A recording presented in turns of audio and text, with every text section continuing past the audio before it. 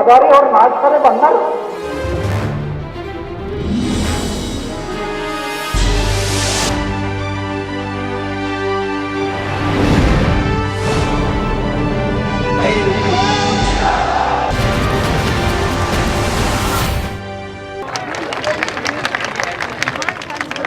आपके बीच में मैं अखबार वाला हूँ। मैं यहाँ पर आपके सामने वो स्थिति बताता हूँ जिस स्थिति ने अन्ना हजारे जी को सारे देश में, माताओं ने, बहनों ने, बच्चों ने, सारे देश ने कहा कि मैं अन्ना हूँ। सूरतगढ़ के लोगों ने भी कहा, मुझे लोगों ने रास्ते में बताया कि सूरतगढ़ में छोटे छोटे बच्चे मैं अन्ना हूँ ये टोपी पहने हुए उन दिनों घूमते थे। लेकिन हमें एक धोखा मिला, बहुत बड़ा धोखा। और वो धोखा हमें किसने दिया? अंग्रेजों ने नहीं दिया, हमारे अपने लोगों ने हमको दिया। हमारे देश में एक संविधान बना, संविधान ये देश स्वीकार करेगा, ये देश गणतंत्र हो जाएगा। गणतंत्र का मतलब आम आदमी का देश, आपका देश, महिलाओं का देश। लेकिन ध्यान से सुनिए, क्योंकि इस बात को सिर्फ अन्ना हजारे आपको बताएंगे और कोई नहीं बताएगा। लेकिन हुआ क्या? आपके देश की जगह ये देश नेताओं का हो गया, भ्रष्टाचारियों का हो गया, दुष्टों का हो गया, उन लोगों का हो गया जिन्होंने इस देश में महंगाई बढ़ाई। हमारे सारे राजनीतिक दलों के लोग, इस संसद में बैठे हुए लोग, इनके ऊपर नियंत्रण पाने का, इनके खिलाफ कानून बनाने का, जनता को खुशहाली देने का कोई वादा नहीं करते। ये संसद में बैठते हैं, लेकिन संसद में बैठने के बाद ये आपके दुख भूल जाते हैं और ये इस देश को लूटने के सारे कानून बनाते हैं। सारे देश के लोगों से डर की वजह से एक प्रस्ताव पास हुआ। आप जानते हैं उस संसद की बैठक में कौन कौन था? सब जानते होंगे, मैं नाम गिनाता हूँ। सरदार मनमोहन सिंह प्रधानमंत्री, सोनिया गांधी, राहुल गांधी, श्रीलाल कृष्ण आडवाणी, सुषमा स्वराज, राजनाथ सिंह, मुलायम सिंह, मायावती, वामपंथी पार्टियों के नेता। कौन नहीं था उस सदन की बैठक में? और सबने एक लाइन का प्रस्ताव पास किया, हम जन लोकपाल लाएंगे। क्योंकि भ्रष्टाचार के ऊपर अन्ना ने आमरण अनशन किया था, तो अन्ना की जान बचाने के नाम पर देश को धोखा देने के लिए इन्होंने एक लाइन का प्रस्ताव पास किया। प्रधानमंत्री ने उसके साथ अपना पत्र लिखा, अन्ना जी के पास भेजा, स्वर्गीय विलासराव देशमुख के जरिए से। मैं ये बात आपसे इसलिए कह रहा हूं कि ये सिर्फ अन्ना को धोखा नहीं दिया, इन्होंने इस देश के 120 करोड़ लोगों को धोखा दिया। इस देश के 120 करोड़ लोगों का प्रतिनिधित्व करने वाली संसद अपने चुनने वालों से, अपने मालिकों से झूठ बोलती है, धोखा देती है। इसलिए मैं आपसे ये कहता हूं कि आज अन्ना जब यहां आए कि मैं तो 75 साल का हो गया, लेकिन तुम्हारा बेटा अभी 10 साल का है। अगर तुमने आज उस बेटे के भविष्य को लेकर के, उस बेटी की भविष्य को लेकर के, तुम्हारी चाहे वो बिटिया है, चाहे वो तुम्हारी बहन है, आज इस मुल्क को बदलने का फैसला नहीं किया, कसम नहीं खाई, तिरंगे की कसम नहीं खाई, तो तुम उसकी किस्मत के साथ खेलोगे, उसकी किस्मत को धोखा दोगे। अन्ना को सिपाही चाहिए। बहनों, आप राजस्थान की महिलाएं हैं, सारे देश की महिलाएं आपको अपना सिरमौर समझती हैं। आपको मेरा सलाम। मुझे नहीं पता किसी की जेब में पेन है या नहीं है, कागज है या नहीं है, लेकिन अगर पेन या कागज हो, उसके ऊपर अपना नाम, अपना मोबाइल नंबर, आपको बुला करके बातचीत करेंगे कि इस देश में व्यवस्था परिवर्तन की लड़ाई कैसे लड़ी जा सकती है। देखो भैया, 4-5-24 गज अंगुल अष्ट प्रमाण, दाऊ पर सुल्तान है मत चुको चौहान। अन्ना की ये यात्रा पूरी तरह जनाधारित यात्रा है। इसके पीछे न कोई पैसे वाला है, न इसके पीछे कोई व्यापारी है। मैं सूफी साहब से अनुरोध करूंगा कि सूफी जिलानी साहब मुस्लिम संत हैं, अपने आश्रम से निकल के आए हैं, अन्ना के साथ हैं। General VK. सिंह साहब, संतोष भारतीय जी और स्वयं सूफी जिलानी चारों मिलकर आओ, मिलकर के जिस तरीके से इस दुनिया में जो एक जिसका नाम हिंदुस्तान है, जिसका नाम भारत है, जिस देश का नाम हम इंडिया कहते हैं, हम चारों इस तरीके से संकल्प लें कि पूरब आपका, पश्चिम आपका, उत्तर आपका, दक्षिण आपका, ये चारों सिमत के चार खंबे बनकर इस बात की प्रतिज्ञा कर लें कि एक वो आजादी थी कि अंग्रेजों से हिंदुस्तान को आजाद कराने के लिए हंसते हंसते सुखदेव, राजगुरु भगत सिंह फांसी पर चढ़ गए। अगर इस हिंदुस्तान की आम जनता को न्याय दिलाने के लिए अगर ये हिंदुस्तान की भ्रष्टाचारी सरकार है, हम चारों की भी बलिदान अगर मांगेंगे तो मुंह न मोड़ेंगे, हंसते हंसते उस इतिहास को दोहरा देंगे और फांसी पर चढ़ जाएंगे। लेकिन भ्रष्टाचारियों के सामने न समाज का सर झुकने देंगे, न अन्ना हजारे जी का सर झुकने देंगे। इस बात की प्रतिज्ञा लेकर के जनतंत्र यात्रा के झंडे के तले जनतंत्र मोर्चे का ये मामला आज चलता हुआ पंजाब से लेकर हरियाणा से लेकर पश्चिमी उत्तर प्रदेश से लेकर उत्तराखंड होता हुआ और आज राजस्थान की उस धरती से गंगानगर होते हुए हनुमानगढ़ पीलीबंगा होते हुए सूरतगढ़ की सरजमीन पर विराजमान हुआ।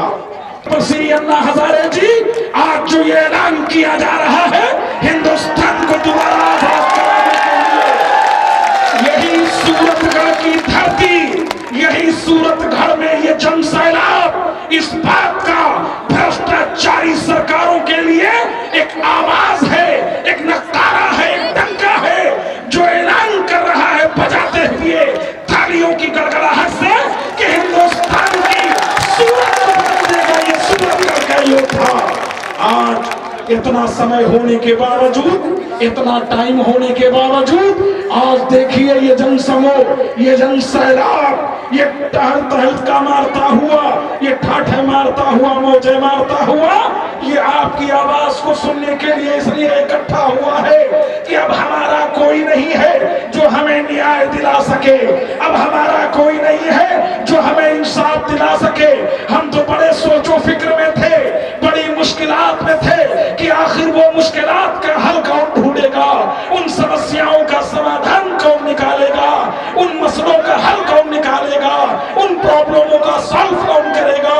लेकिन धन्य हो वो माँ जिसकी कोख से शेरे पबर अन्ना हजारे ने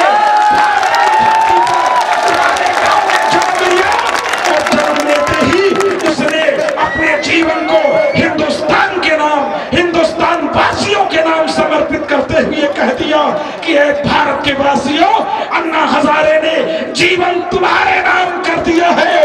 पार्लियामेंट की जरूरत नहीं है, विधानसभा की जरूरत नहीं है, राष्ट्रपति बनने की ख्वाहिश नहीं है, देश का प्रधानमंत्री बनने की इच्छा नहीं है, बल्कि हिंदुस्तान के आम जनता के सेवा करने की इच्छा है। इसलिए चल पड़ा हूं हिंदुस्तान के चप्पे चप्पे में, हिंदुस्तान के गोशे गोशे में, हिंदुस्तान के कोने कोने में, हिंदुस्तान के वासियों को भ्रष्टाचारी सरकारों से मुक्ति दिलाने के लिए आज ये कारवां आपकी धरती पर पहुंचा है। और हमें और आपको चाहिए कि यहां से जिस तरीके से जलियांवाला बाग उन शहीदों की मिट्टी को माथे पर लगा करके नमन करते हुए हम चारों ने जो प्रतिज्ञा की है, हमें यकीन है कि आज इस डाइस से अगर हम आपकी सेवा करने का ऐलान कर रहे हैं, अन्ना हजारे जैसा 75 साल शेरे पबर आपकी खिदमत के लिए संकल्प लिए हुए आया है, तो हमें यकीन है कि यहाँ से जो आवाज उठेगी वो दिल्ली की धरती को हिलाती उठेगी। उन भ्रष्टाचारियों के लिए मुंहतोड़ जवाब होगा, चाहे वो राजस्थान की गवर्नमेंट हो, चाहे वो उत्तर प्रदेश की गवर्नमेंट हो, चाहे महाराष्ट्र की हुकूमत हो, चाहे गुजरात की हुकूमत हो, वो भारतीय जनता पार्टी हो या कांग्रेस क्यों ना हो, वो समाजवादी पार्टी हो या बीएसपी क्यों ना हो, वो कोई भी पॉलिटिकल पार्टी हो, वो कोई भी राजनीतिक पार्टी हो, वो कोई भी सियासी जमात हो, हमारा उन राजनीतिक गुंडे मवालियों से लेना देना नहीं, हमारा लेना देना हिंदुस्तान से है, हिंदुस्तान की जनता से है, हिंदुस्तान की आवाम से है, हिंदुस्तान के आम पब्लिक से है। और जिसकी बागडोर हिंदुस्तान के 120 करोड़ जनता ने अन्ना हजारे के हाथों में सौंप दिया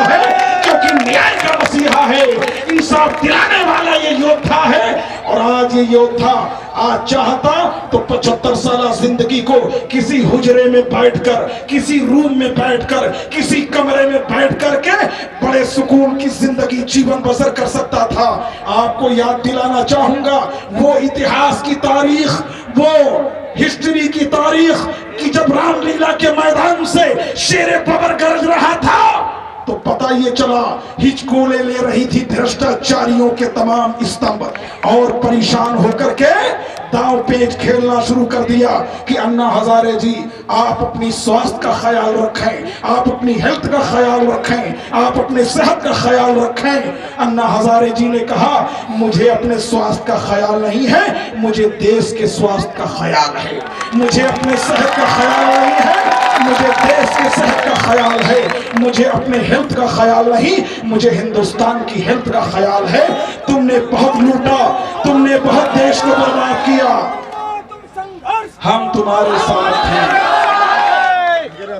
तुमने इस देश को बहुत लूटा, हमने तो तुम पर विश्वास किया, हमने तो तुम पर भरोसा किया, हमने तो तुम पर यकीन किया कि तुमको हमने एमपी बनाया, तुमको हमने मेंबर ऑफ पार्लियामेंट बनाया, तुमको इसलिए भेजा कि तुम सूरतगढ़ की सूरत को बदलोगे, गंगानगर की तस्वीर को बदलोगे, राजस्थान को सब्जो शादाब करोगे, हिंदुस्तान को फिर सोने की चिड़िया बनाओगे।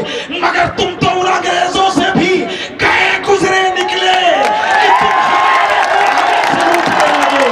इसलिए जब अन्ना हजारे जी के साथ इस तरीके से ये भ्रष्टाचारी, ये डाकू और लुटेरे, ये गुंडे और मवालियों ने धोखा दिया तो अन्ना हजारे जी ने कहा कि भाई ये ऐसे नहीं मानने वाले, लकड़ी के बल मकड़ी नाचती है, इसलिए हम तो गांधीवादी है, लकड़ी उठाकर सर पे मार नहीं सकते मगर सर पे लकड़ी खाते हुए भी हिंदुस्तान को दोबारा आजाद कराने का संकल्प लेते हैं। आज ये आजादी की दूसरी लड़ाई है जिस जंग का ऐलान अन्ना हजारे ने किया है। हमने तो गांधी को न देखा, हमने मोहनदास करमचंद के बारे में सुना, मगर पता नहीं कि वो गांधी चलता कैसा था, वो गांधी उठता कैसा था, उस गांधी का वर्किंग कैसी थी, उस गांधी का कार्य क्षेत्र कैसा था, उस गांधी की कार्यशैली कैसी थी, उस गांधी का कारकर्दगी कैसी थी। अपने माँ बाप से सुनते हैं, अपने पूर्वजों से सुना कि भाई गांधी ने इस देश को आजाद कराया, गांधी के बारे में सिर्फ सुना, लेकिन अगर गांधी को देखा तो अन्ना हजारे को देखकर पता चला कि गांधी को देखा। आज हमारे सामने हिंदुस्तान का ये दूसरा गांधी, हिंदुस्तान के इतिहास को बदलने वाला, हिंदुस्तान की तारीख को बदलने वाला, हिंदुस्तान की हिस्ट्री में चार चांद लगाने वाला, फिर सारी दुनिया को नाज करना पड़ेगा कि भारत को फिर सोने की चिड़िया बनाने में अगर किसी ने सही रूल अदा किया तो अन्ना हजारे ने रूल अदा किया। हमें और आपको सोचना पड़ेगा, समझना पड़ेगा, हमें और आपको बहुत इत्मीनान से, हम तुम्हारे साथ। गारत किया है जिसने इस देश के अमन को, गारत किया है जिसने इस देश के अमन को, उस फितने दौरा के मिटाने की बात कर। और जो पी रहे हैं खून गरीबों का तख्त नशी, जो पी रहे हैं खून गरीबों का तख्त नशी, महलों में उनके आग लगाने की बात कर। जैसा कि संतोष भारतीय जी कह रहे थे कि इतना न छेड़ो कि हमें फिर सर उठाने पर मजबूर हो जाए। तुमने तो तबाही के लिए इस कदर तबाह करते चले कि न मजदूरों को मजदूरी मिल रही, न किसान को उसका उजरत मिल रही, न नौजवान डिग्री लिए फिर रहा है, डॉक्टर की डिग्री, इंजीनियर की डिग्री, एमबीबीएस की डिग्री, एमडी की डिग्री लिए फिर रहा है, मगर इस तरीके से कि जैसे अखबार को सुबह पढ़ा और फिर रद्दी के टोकरे में डाल दिया। हमने सनदें ले ली मगर आज नौकरी की तलाश में फिर रहे हैं। जब जाते हैं तो गवर्नमेंट का आदमी, आज के सरकारी आदमी, सरकारी कर्मचारी कहता है इस कागज पर, फाइल पर वजन तो रखो जरा, तो वो वजन किस किस्म का हम समझ ना पाए, क्योंकि हम तो गांधीवादी हैं। हमने तो विचारधारा उस तरह का सुना है जिसमें रिश्वत नहीं है। पता ये चला ये भ्रष्टाचारी नीचे से ऊपर तक माहौल को इतना बिगाड़े हुए हैं, तो ऐसे माहौल को खत्म करने के लिए हमें और आपको भी संकल्प लेना पड़ेगा, जैसा कि अन्ना हजारे ने संकल्प लिया है। ऑफर कर रहे हैं, जब दिल्ली से रालेगांव की धरती पर ये भारत का सेवक सेवा करने वाला पहुंचता है, तो प्रणब मुखर्जी से पहले कहा जाता है, कहीं अगर आपके मन में इच्छा हो भारत का राष्ट्रपति बनने का, तो हम सब पक्ष विपक्ष बीजेपी कांग्रेस सब मिलकर आपको सपोर्ट करने को तैयार हैं। तो अन्ना हजारे जी मुस्कुरा उठे और कहने लगे, मैं फकीर आदमी गुदड़ी पसंद करता हूं, महल देश के लिए, देश की जनता के लिए। देश का राष्ट्रपति तुम्हें मुबारक, देश का प्रधानमंत्री का पद तुम्हें मुबारक, और देश की जनता का सेवा करना हमें मुबारक। आज ये सेवक, आज ये खातिम, ये खिदमत करने का जज्बा लिए हुए, ये सेवा करने का हृदय में भावना लिए हुए आज सूरतगढ़ की धरती पर आपसे मुखातिब रूबरू है। दूसरी चीज, यहाँ पर महिलाओं का बड़ा योगदान है, यहाँ पर हमारी माएं बहनों का बड़ा योगदान है, जो बेटियां समान उम्र हैं उन बेटियों का बड़ा योगदान है। आज मुझे इतिहास के अंदर वो झांसी की रानी याद आ गई कि जब अंग्रेजों से लोहा लेने का वक्त आया तो सारी महिलाएं निकल पड़ी देश की आजादी के लिए। अन्ना हजारे जी आपने आवाज दी आजादी की दूसरी लड़ाई लड़ने के लिए। ये समय, ये वक्त, जो चूल्हा चक्की जला करके अपने पतियों को, अपने बच्चों को रोटी और रसोईया बावर्ची में रह करके बावर्ची खाने में पकाकर उनके पेट को भरना था, आज इन्होंने संकल्प लिया और कह दिया अपने पति देवताओं से, बच्चों से कि आज के दिन भूखे सो जाओ, अब देश का सवाल है, देश की आजादी का सवाल है। इसलिए आज इन और बहनों का भी योगदान इसमें है। धन्य हो वो माएं और बहनाएं, और वो मुबारकबाद के पात्र हैं। लेकिन खाली इस मजलिस में, इस सभा में, इस मीटिंग में खाली आने से काम नहीं चलेगा।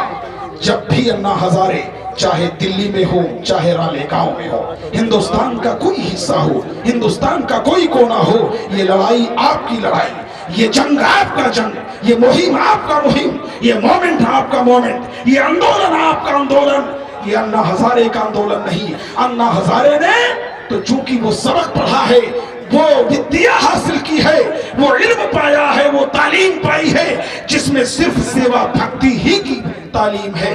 कि फारसी में कहावत है कि खुशनूदी खुदा खिदमत खल्क, जिसका माना, जिसकी मीनिंग, जिसका अर्थ ये है, अल्लाह फरमाता है कि ए बंदे, अगर मेरी खुशनूदी को चाहता है, मालिक की प्रसन्नता अगर प्राप्त करना चाहता है, तो जीव जंतु की सेवा कर। तो ये संत है, और जब इस संत ने आवाज दी तो सूफी जिलानी ने अजमेर की दरगाह से उठकर लब्बैक कहा कि अब सूफियों को दरगाहों में रहने की जरूरत नहीं, अब संतों को मंदिरों और मठों में रहने की जरूरत नहीं, अब गुरुओं को, गुरु ग्रंथुओं को जो है गुरुद्वारे में रहने की जरूरत नहीं। सारे सूफी संत, जब देश पर कोई विपदा आए, चाहे अंदर वाला हो या बाहर वाला हो, किसी से भी युद्ध करना पड़े समाज और देश के लिए, तो सबको कांधे से कांधा मिलाकर उठ खड़े होना चाहिए और इनकलाब जिंदाबाद का नारा लगाते हुए हिंदुस्तान की तारीख को बदल देना चाहिए। आज और हमारा देश की जनता के लिए, देश की तरक्की के लिए, देश के आम पब्लिक की कामयाबी के लिए इकट्ठा हुए हैं। अन्ना हजारे जी, आप सोचने पड़ गए होंगे कि मजमा तो काफी है, लोग तो ज्यादा इकट्ठा हैं, पता नहीं सुनने आए हैं कि देखने आए हैं, लेकिन इस बात का यकीन कैसे चले, इस बात का यकीन कैसे चले कि आखिर दिल्ली की धरती पर जब अन्ना हजारे जी गरजेंगे तो किस तरीके से सूरतगढ़ के वासी बरसेंगे।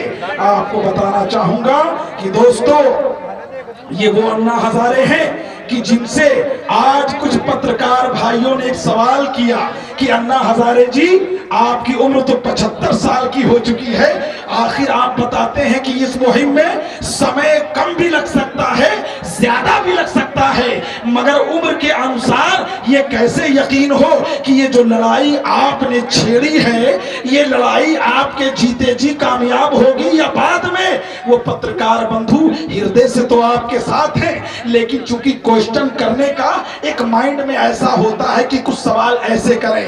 मैं उन पत्रकार बंधुओं को यहां से आवाज देकर बताना चाहूंगा, खबर उन तक पहुंच जाएगी कि अमृत पी के आए हैं अन्ना हजारे, मरने वाले नहीं जब तक कि भ्रष्टाचारी नहीं जाएंगे। और एक अन्ना हजारे के मरने का विचार कर रहे हो। अन्ना हजारे ने तो डाइस पर ये 4 अन्ना हजारे पैदा कर दिए और सूरतगढ़ पहुंचने के बाद अन्ना हजारे जी ने ये हजारों अन्ना हजारे पैदा कर दिए। अन्ना हजारे मरने वाले नहीं जब तक कि भ्रष्टाचारियों का खात्मा नहीं हो जाएगा। आने वाला 2014 का इलेक्शन एक नई तारीख लिखेगी, एक नया बरख लिखेगा, एक नए सफहात लिखेगा, एक नए पन्ने का जन्म होगा।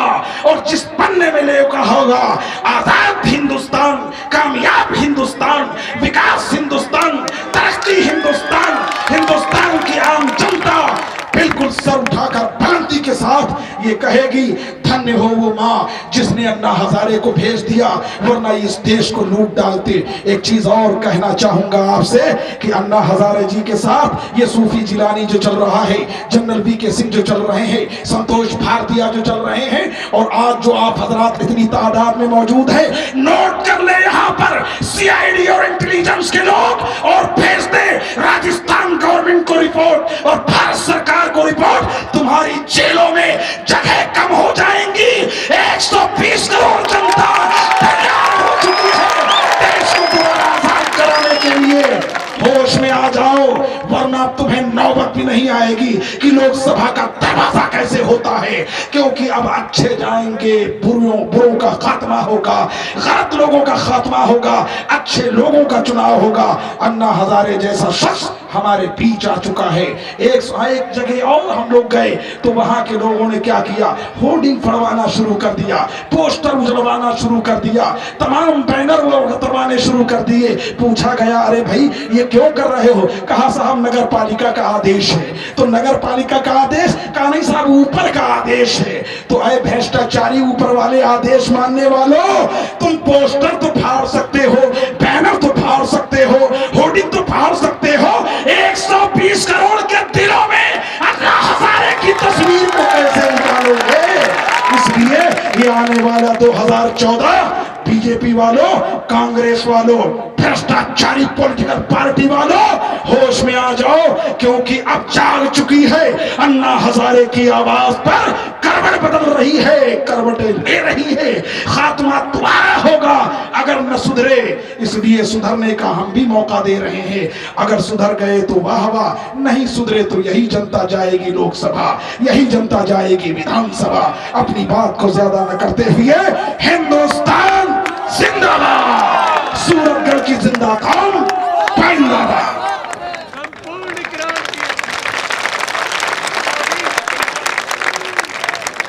भारत माता की, भारत माता की, वंदे वंदे, इंकलाब इंकलाब।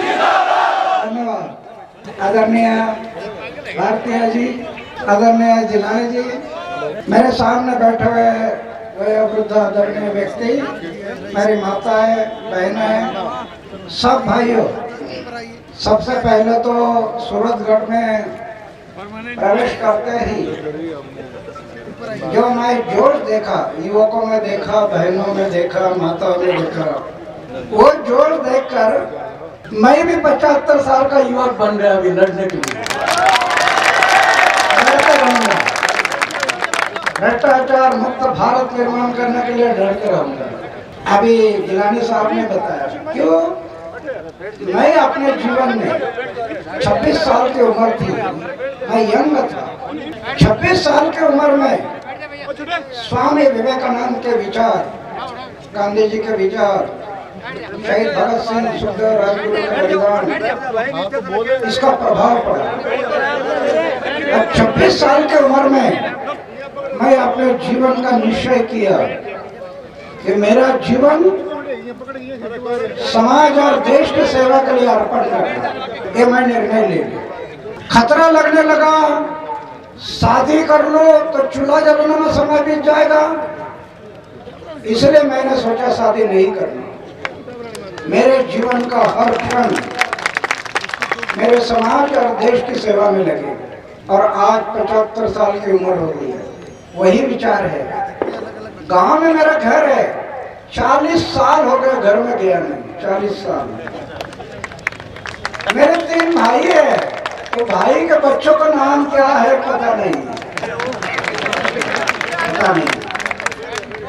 करोड़ रुपए की योजना अपनाई, करोड़ रुपए की, कहीं बैंक बैलेंस नहीं, कहीं पर भी बैंक बैलेंस नहीं। मुझे 55 लाख रुपए के अवार्ड मिल गए, इसका भी ट्रस्ट कर दिया। उससे ब्याज आता है, 30-35 गरीब बच्चों की शादी कर देता हूँ, कुछ रखता नहीं। मंदिर में रहता हूँ, सोने का एक बिस्तर है, खाने का एक प्लेट है, कुछ रखा नहीं। लेकिन मैं अनुभव क्या करता हूँ आज, मैं सिर्फ शादी नहीं किया, लेकिन मेरा परिवार छूटा नहीं। 4 दीवारों के अंदर एक छोटा सा परिवार नहीं करना था, वो छोटा ना करते हुए एक बड़ा परिवार बन गया मेरा, एक परिवार बन गया। और ये बड़े परिवार में जो आनंद है ना, उसके लिए कोई सीमा नहीं। मैं अनुभव करता हूँ, अरे लखपति करोड़पति को जो आनंद नहीं मिलता होगा, मैं अनुभव कर रहा हूँ कि कितना आनंद है। क्या है मेरे पास, मंदिर में रहता हूँ, सोने का एक बिस्तर है, खाने का एक प्लेट है, लेकिन 6 कैबिनेट मंत्री का विकेट लिया करप्टेड लोग, चले गए। 6 कैबिनेट मंत्री चले गए घर, 400 से ज्यादा ऑफिसर घर चले गए, करप्टेड लोग। एक जीवन में व्रत लिया, जब तक जीना है समाज और देश की सेवा, और जिस दिन मरना है समाज और देश की सेवा करते करते मरना, ये तय किया है, जीवन में तय किया। और मेरी तो ऐसी धारणा है, अरे हार्ट अटैक आकर लोग मरते हैं, हार्ट अटैक। रात को 10 बजे तक गप्पे लड़ाई और सवेरे चाय पीने के लिए उठाए नहीं, हार्ट अटैक आकर लोग मरते हैं। ऐसा मृत्यु आने के बजाय समाज और देश की सेवा करते करते मृत्यु आ गया, तो ये मेरा सौभाग्य होगा, ये मेरा सौभाग्य होगा। ऐसे मेरी धारणा है। अभी जो हमारी जनतंत्र यात्रा निकली है और जनतंत्र मोर्चा, ये थोड़ा समझ लेना चाहिए आप सब भाई बहनों ने। ये जनतंत्र क्या है? जनतंत्र 1947 में हमें आज़ादी मिली, 90 साल लड़े लोग, भगत सिंह, सुखदेव, राजगुरु जैसे लाखों लोगों ने कुर्बानी की, और हमें 1947 में आज़ादी मिली। आज आज़ादी के 66 साल बीत गए। प्रश्न है, किसको मिली आज़ादी? क्या मिली आज़ादी हमें? भ्रष्टाचार तो कम नहीं हुआ, गुंडागर्दी कम नहीं हुई, लूट कम नहीं हुआ, दहशतवाद कम नहीं हुआ, तो अंग्रेज जाकर हुआ क्या? सिर्फ गोरे गए और काले आ गए, फर्क कितना है? क्या मिली आजादी हमें? कुछ आजादी नहीं मिली। इसलिए हम सबको अभी ये आजादी की दूसरी लड़ाई अभी लड़नी है। ये आजादी की दूसरी लड़ाई है। उस लड़ाई में गोलियां चलाई, शस्त्र चलाए, इस लड़ाई में वो नहीं है। अरे अंग्रेज पराया था, कलर से गोरा था, इसलिए गोली चलाई। ये तो हमारे लोग हैं, इन पर गोली कैसे चलाएंगे? गोली नहीं चलाना, इनको गोली चलाना है सिर्फ मतपेटी के माध्यम से। वोट आपके हाथ में, वो शक्ति है, वो शक्ति हम भूल गए हैं। जनतंत्र 26 जनवरी 1950 में हमारे देश में जनतंत्र आ गया। 26 जनवरी 1950 प्रजासत्ताक दिन मनाया। प्रजा इस देश की मालिक हो गई, सरकारी तिजोरी का पैसा जनता का हो गया। 26 जनवरी 1950 जनता मालिक हो गई। और मालिक ने क्या किया? सब जनता वहां जाकर वो तिजोरी का प्लानिंग नहीं कर सकती, इसके कारण एमएलए और एमपी को भेजा। मालिक ने सेवक को भेजा, एमएलए और एमपी जनता के सेवक। लेकिन गलती क्या हुई? मालिक ने सेवक को भेजा, मालिक जागते रहना चाहिए था। इस सेवक को भेजा है, वो सेवक क्या करता है देखना चाहिए था, नहीं देखा। मालिक ने सेवक को भेज दिया और मालिक सो गया। और मालिक सोने के कारण मालिक के तिजोरी की चोरी होना शुरू हो गया। आस्ते आस्ते आस्ते आस्ते आस्ते इतनी चोरी हो गई, तिजोरी का खड़खड़ाहट हो गया। अभी कर्जा लेकर हम विकास का सपना देखते हैं, उसमें भी चोरी। मेरा कहने का मतलब है हमारी गलती हुई वो यही हुई। 26 जनवरी 1950 में इस देश में जनतंत्र आ गया। जनतंत्र का अर्थ क्या है? जनता ने जनता के लिए जन सहभाग से चला हुआ तंत्र। फिर जनता का पैसा जहाँ जहाँ खर्चा होता है जनता का सहभाग लेना जरूरी है। देश का प्लानिंग होता है, उसमें जनता का सहभाग लेना जरूरी है। कोई कानून करते हैं, कानून बनाते हैं, उसका ड्राफ्ट करने के लिए जनता का सहभाग लेना जरूरी है। नहीं हुआ, जन सहभाग नहीं लिया गया। और ये क्यों नहीं हुआ? तो जनतंत्र तो आ गया, लेकिन जनतंत्र पर पक्ष और पार्टी तंत्र का अतिक्रमण हुआ। यह आपने समझना चाहिए सभी भाई बहनों ने। हमारा जो संविधान है, यह देश संविधान के आधार पर चला हुआ देश है। आप यहाँ जानकार लोग बैठे होंगे तो आगे 2, 3, 4 दिन में थोड़े जांच करो संविधान की। संविधान ये कह रहे हैं पक्ष और पार्टी को इलेक्शन लड़ाने की अनुमति संविधान में नहीं है। ये गलत हो रहा है। 66 साल गलत रास्ते से हम जा रहे हैं। संविधान नहीं कह रहा है पक्ष और पार्टी समूह इकट्ठा आना, उन्होंने चुनाव लड़ना, चुनाव में चुनकर आना और सत्ता में काबिज करनी और जनतंत्र को बर्खास्त करना। ये संविधान ने नहीं कहा। संविधान कह रहा है जनतांत्रिक गणराज्य। जनता ने अपना कैंडिडेट जनता ने सिलेक्शन करना, एक आदमी, समूह नहीं। ये समूह को जो मान्यता दिया इससे गड़बड़ हो गया। समूह ये संविधान नहीं कह रहा समूह के बारे में। और उसमें क्या हुआ फिर? ये पक्ष पार्टी में सत्ता में आने की होड़ लगी, सत्ता और पैसा होड़ लगी। फिर पक्ष और पार्टी ने क्या किया? सत्ता में आना है ना और किसी के पीछे मतों का इकट्ठा होना। फिर गुंडा को टिकट दिया, भ्रष्ट लोगों को टिकट दिया, बेविचारों को टिकट दिया, लुटारों को टिकट दिया पक्ष और पार्टी ने। क्यों? सत्ता में आना ना। ऐसे लोगों को टिकट दिया ये पक्ष और पार्टियों ने। और इसके कारण आज विधानसभा और लोकसभा में कई गुंडा लोग घुस गए। हमारे संसद में बैठे कितने लोग हैं? 163 लोग दागी है, 163 संसद में। और 35 मंत्री हैं, उनमें 15 मंत्री पर आरोप है। क्या होगा इस देश का? क्या होगा इस देश का? तो हमारा संविधान ये कह रहा है कि पक्ष और पार्टी इलेक्शन नहीं लड़ेगी, लेकिन ये अतिक्रमण हुआ, संविधान को छोड़कर हुआ। इसलिए अभी हम लोग संगठित होना है। देखिए संविधान क्या कर रहा है।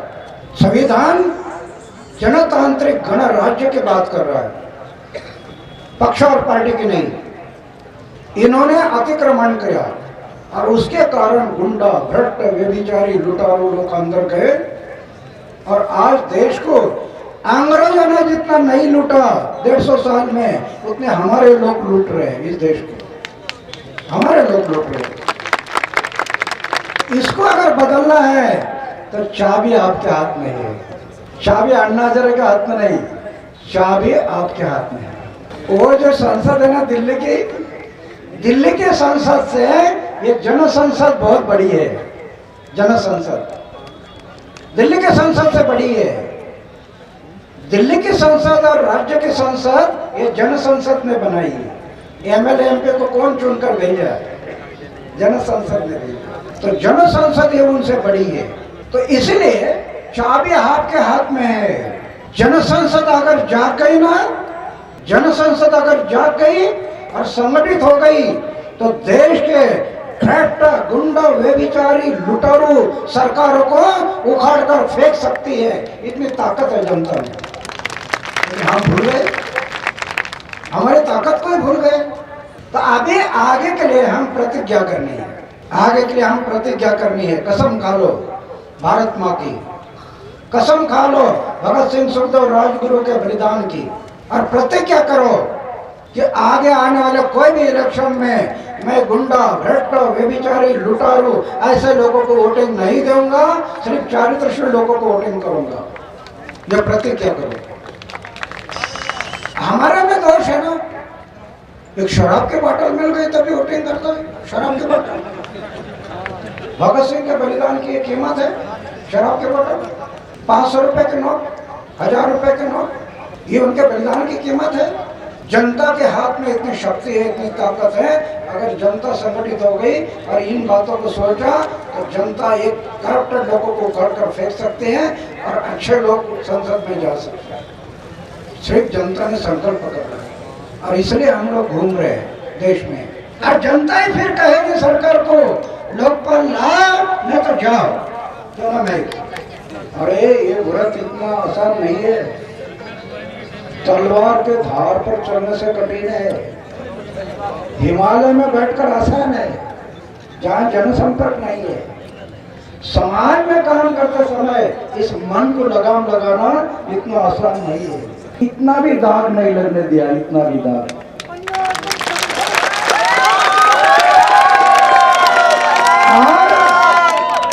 इतना भी दाग नहीं लगने दिया, इसके कारण इतने बड़े बड़े गुंडों के साथ मैं लड़ रहा हूँ, गुंडों के साथ लड़ रहा हूँ।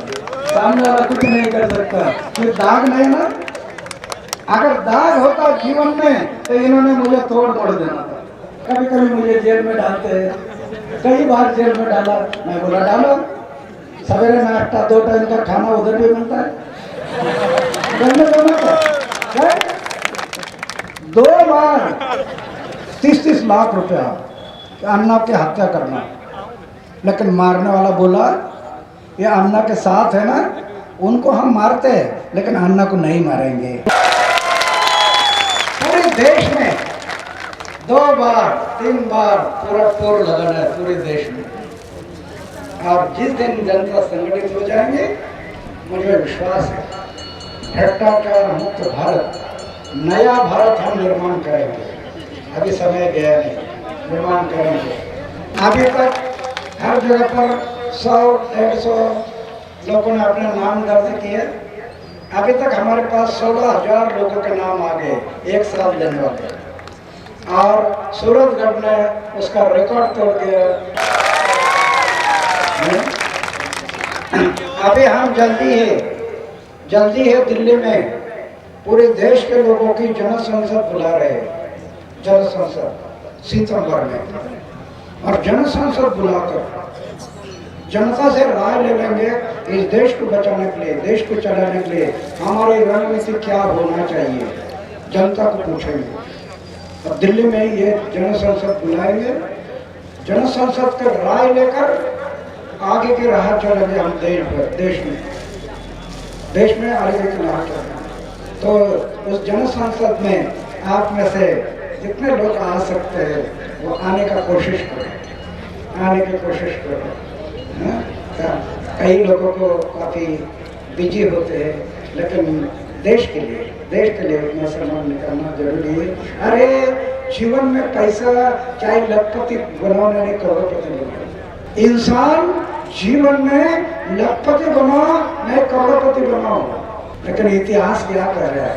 सिर्फ खुद के लिए जिंदा रहने वाले लोग हमेशा मरते हैं, समाज और देश के लिए मरने वाले लोग जिंदे होते हैं। ये देश का इतिहास है, ये देश का इतिहास। इसलिए थोड़ा समय निकालना, अपने परिवार से 1 घंटा 2 घंटा 3 घंटा 4 घंटा देते रहो, समाज के लिए देते रहो, अपने गांव के लिए देते रहो, देश के लिए, उसमें से देश बनेगा, ये देश बनेगा।